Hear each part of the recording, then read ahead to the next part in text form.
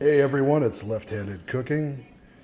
Welcome to the 21st century where you turn on your pizza oven by connecting over the Wi-Fi and hitting the power button. The grill's on. I'll see you guys in a few where we'll make a few pizzas. Okay, grill is hit 150 degrees, which is how it starts off. We're going to crank it up to 409 degrees at the grill. We're going to go to grill options. If you have a pizza mode, use your pizza mode. Otherwise, I set the grill to icy. Icy usually gets more air over the grill, which gets more fire over the top of the pizza, which makes for a better pizza. So we're all set here. When this hits 400 degrees, I usually give it about 20 minutes to just make sure the stones are all up to temperature. And then I start rocking out the pizzas. So I'll see you guys in a couple of minutes. All right, guys, I figured I'd show you how to make my tomato sauce at the same time here. So I start with a can of crushed tomatoes. I try to pick the sweetest brand I can. I used to use a lot of Cento tomatoes because they were really inexpensive, but my world has been changed by Muir Glen. So I only eat Muir Glen these days. I got a big handful of basil. This is probably too much. I probably go with about half this amount. So let's say we're going to go with about that much basil. Chuck it in your container. I use Chinese food container.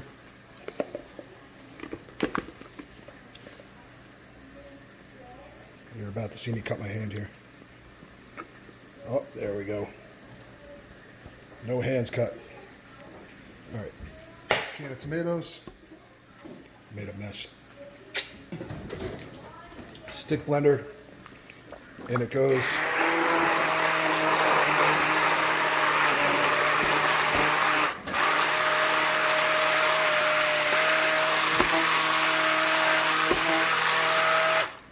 The only other thing I do is add a pinch of salt.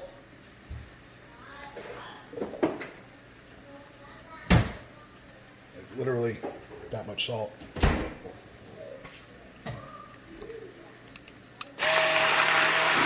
Blend that in. That's my sauce. Super easy. All right, come here, Bubbies. Come here. Sit. All right, good boy. All right, guys. This is my pepperoni pizza. It is a dough we made yesterday. This sat on the counters for about 3-4 hours. Went in the fridge overnight. You can see it's super puffy. I put a little too much oil in there. I don't know if you guys can see that. But we'll work with it. All right, first pizza is going to be pepperoni. So that's dough, sauce, cheese. So I flour the top. Let me show you that. I flour the top, dump it out. Push it down, and now I cover it with oil. I cover it with flour completely. And I start flattening it out.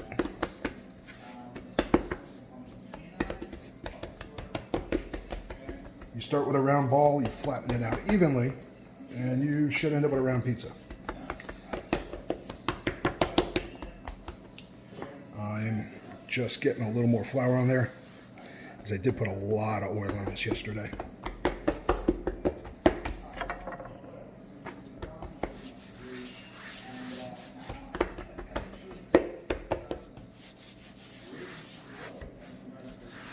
I'm just trying to flour it a little bit more because I put a little too much oil on there yesterday.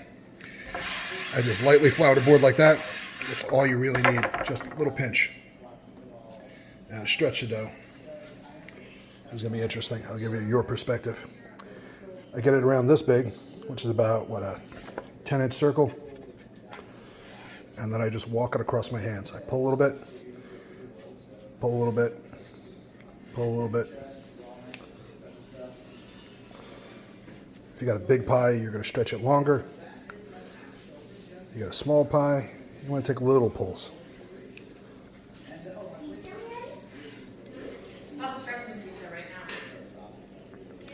So we're just trying to get this up. This is a 14-inch board I have here. So we're just trying to get this out to about 14, 15 inches, and then I usually hang it over the edge on this board.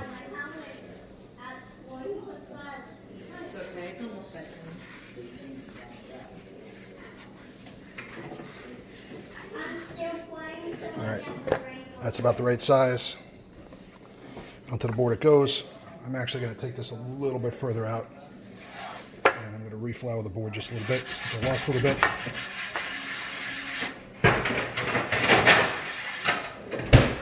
All I'm going to do is give this one more light, quick stretch like this. Don't worry, the next pie I make, I'll do it from the front so you can see a little bit wider of an angle and how I make this dough and how I stretch this dough. So once I get it onto the peel, there's a 14-inch peel, and I'm trying to get as big a pizza as I can. So I typically stretch the dough over the edge, and then I grab my ladle. This ladle's been in my family for about 48 years. This is an original Farberware. You can't see it anymore. I used to have a white front and blue flowers on it. But this is an original Farberware ladle. I just put a scoop in the middle, circle it out, and see if I have enough. Sometimes I do. Sometimes I come back in. But the more even you do this, the more evenly distributed the sauce is going to be on your pizza when you're done. I'm just picking up the edges of the pie. Now that the pie's relaxed a little bit, I don't have to hold it as tight against the board. Spin out the sauce. I leave about an inch, inch and a half of border because I like a really fat crust on my pie. The more border you have, the more dough is going to puff up when you throw it in the oven.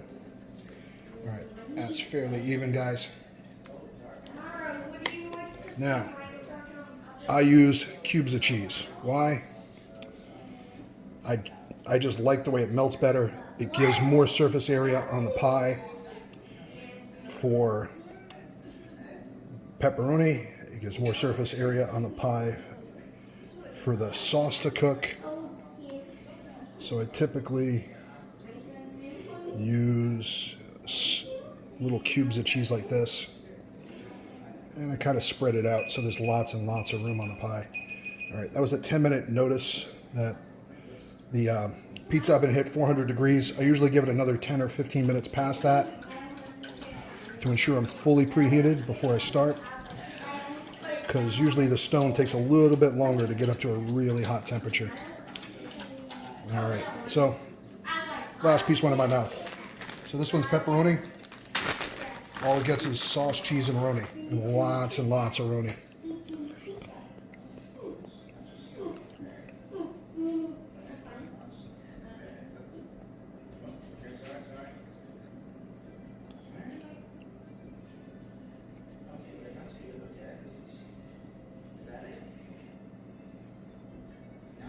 If my wife were here right now, she'd be backing me up from the other side. And absolutely covering this with pepperoni. I'm a little bit more modest, but not much.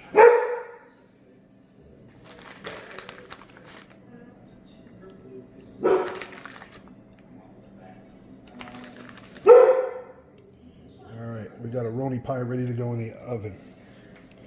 So, I'll pause the video, take you outside. All right, here's my grill. Here's pie number one. I always tend to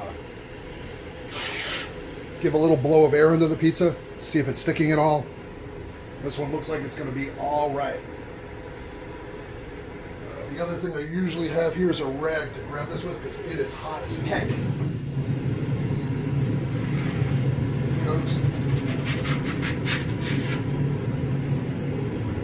I'll be right back with something to turn that with and a rag for that handle. It is about 400 degrees. Okay. Here's my peel. Here's my rag. Now I'm going to peek in here. See see what we got going on. I'm going to let that sit for about another minute. This has been in there for about 60 seconds at this point. Those buckets over there are for my pellets. I'm going to give them another 60 seconds before I turn it. So the other thing I always do is, after I put the pizza in, I increase the temperature about 20 degrees, only while I'm cooking, because it seems to really help with getting that extra heat over the top of the pizza. So I'll pause for a second, and we'll come back when I turn it. All right, 30 seconds have gone by since I stopped talking. Time to turn this bad boy. So I pull it out, I grab the most cooked part, which looks like the whole thing, and then I slide it back in. You guys notice my stone actually sits just outside the oven, because I picked up a 17 by 16 stone from a company called pizzastones.com. I'm sorry, bakingstones.com. And it's a great product. The heat transfer off of it is a lot slower than the regular greenmountaingrill stone, and it makes for a much better crust and get a lot of heat over the top of the pie without burning the bottoms. And it is very, very possible I am done. I'm going to give that corner just a little bit more here. I like a little bit more color. So I'm going to hang that bad boy out like that. I'll lift it up on the stone. Let it go for a couple of seconds. And being that we're pretty much done ripping heat out of this thing, I'm going to drop this back down. 20 degrees. Get ready to make the next pie. All right, there's your Roni.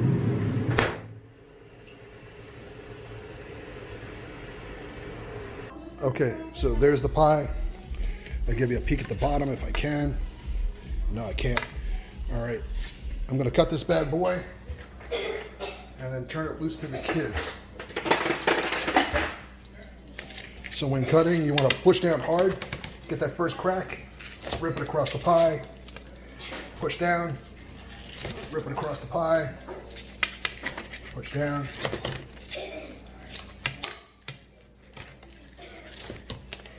There's your pizza. Time for the kids to eat. All right, now it's time to make my meatball and sriracha pizza, which we call the Dantes Inferno. All right, guys, time for the next pie. I'm gonna get all this oil-soaked flour out of the way. I'll leave it here in case I need it. Ball of dough. Is that recording? Yeah, that's recording. All right. Flour. Shake it around.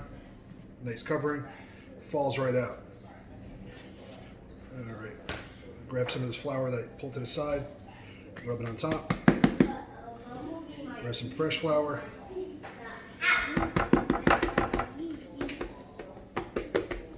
One side. Flip it over. Flour the other side.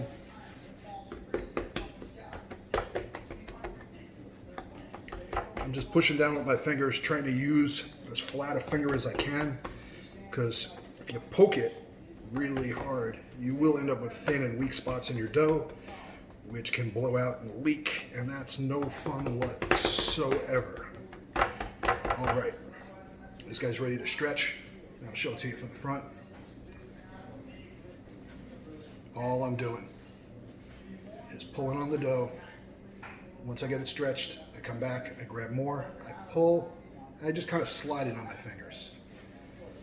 Stretch, slide and stretch, slide and stretch, slide and stretch, and the next thing you know, you got a big, big, round pie. All right, that one's good to go. Time to flour the board up. Leave this guy here for a sec. Almost immediately, the dough starts stretching itself backwards again. All right, I'm gonna have to bring this down so you can see. All right. I give it one final stretch because it does tend to bounce back a little bit until it hits something that'll keep it from sliding back, like a board.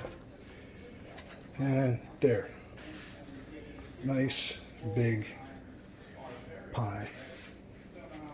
Stretch the corners out like that. And I'm going to give it another stretch. And I typically don't reflour. You really should not have to. There. So this is called the Dantes Inferno. It gets meatballs. These are sliced about 1/4 inch to 1/2 inch thick, 3/8 of an inch-ish. You can use the recipe from Serious Eats to make those meatballs, or I'll provide my own recipe below. Sauce.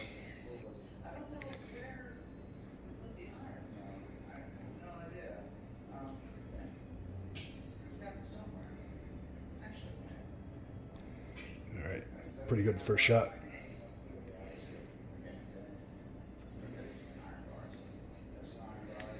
I typically just push that around if I need to.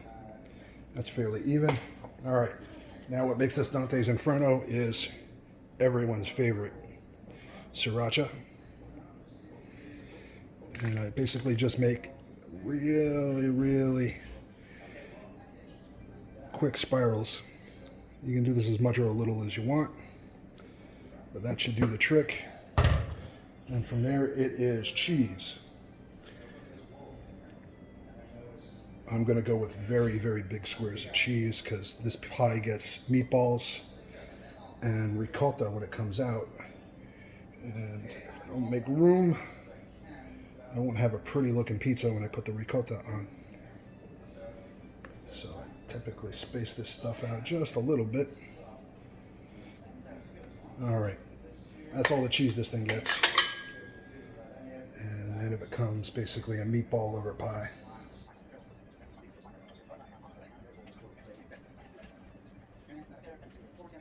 The rest of this meatball is going to be mine to eat. All right, when this comes back in, I have ricotta and a little grating of parm over the top. I'll bring it over here and show you in a minute. All right, time to bring this guy outside. Okay, back out here. About 20 degrees, so that sucker kicks on and blows hard. Here's the new pie. Give it a little kiss, or rather a little puff of air underneath. I don't know if you guys can see that, but give a little, I just lift up the edge like this. I just lift up the edge a tiny bit and just blow some air under it. And on she goes.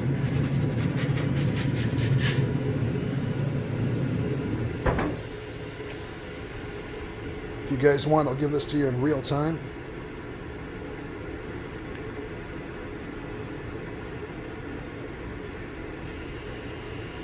I'm going to go bring this board back inside. I'll be right back.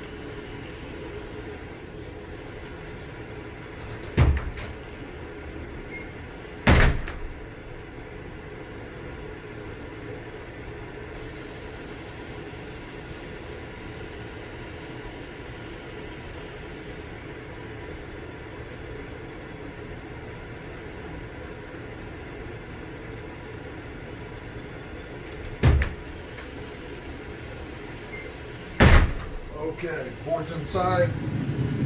Pie is getting big. I don't know if you guys can see that. I'll bring it over so you guys can see a little bit better.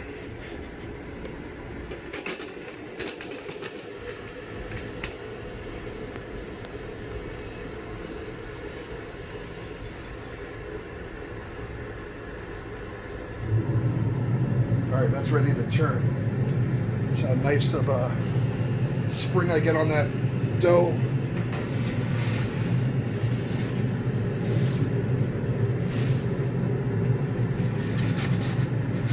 Give it about a 3/4 turn.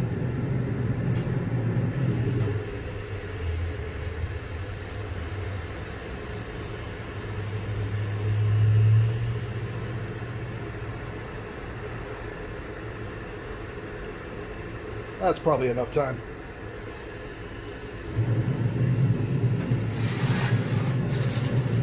Give it another 1/4 turn. Sit it in there. This pie is done in another 30, 40 seconds.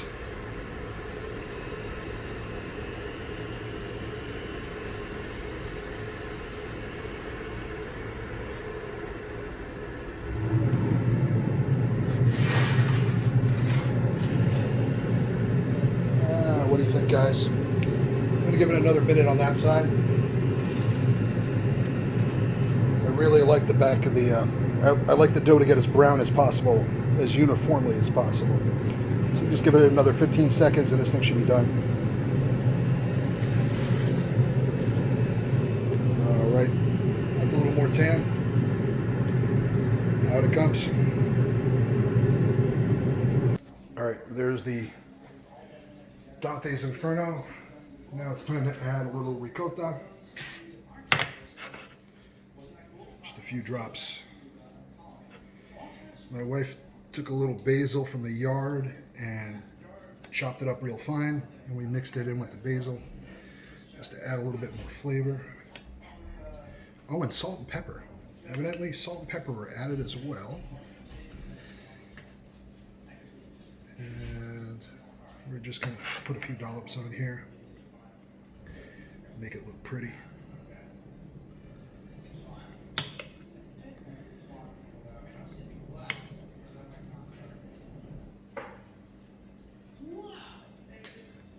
Oh, that looks good. All right, some grated cheese. Finish the job. All right. I'm using a citrus zester because the cheese grater is not in the drawer right now.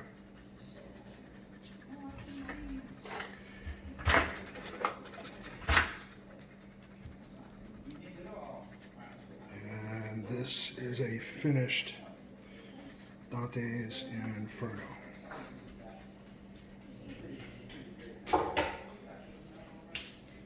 All right, guys, I'll put up the recipes, I'll put up the techniques, I'll remind you what you need to do this.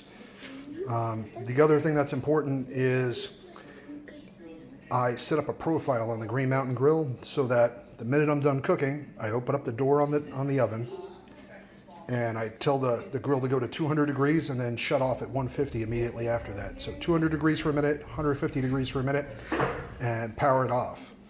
That allows me to enjoy the pizza without having to go back outside and deal with futzing with the oven. That's all for now. Thanks for enjoying this, and I'll make another one soon.